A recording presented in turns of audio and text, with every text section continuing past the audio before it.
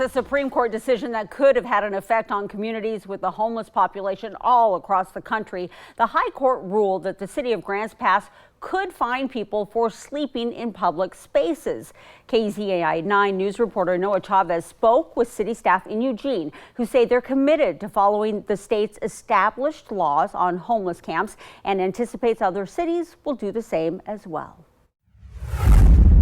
On average, that there are more than 3,500 people locally who are considered unsheltered. The Oregon crisis of homelessness hits everywhere and recently has made national news following the Supreme Court's ruling in the case Johnson versus Grants Pass. Essentially what you had was a local case that began in Grants Pass around that city's approach to dealing with encampments in public spaces. The Supreme Court ruled it was not unconstitutional for the city to penalize homeless people who are sleeping or camping on public land, setting a new precedent for how cities handle homeless. However, cities like Eugene are not looking to change the way they handle encampments. State law that's on the books, and this didn't affect this wasn't the creation or the modification of an existing federal law that would trump state law.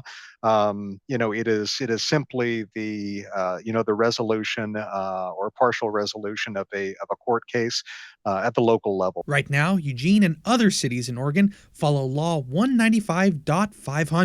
And unless that law changes, there's still a minimum 72 hours from posting to removal of camps, need to store property, and other rules. With Oregon's established Law 195.500 being the state's protocols when dealing with homeless encampments, McIver said he feels other cities, including Eugene, will continue to follow it even after the Supreme Court's ruling. The City of Eugene will continue to follow that law.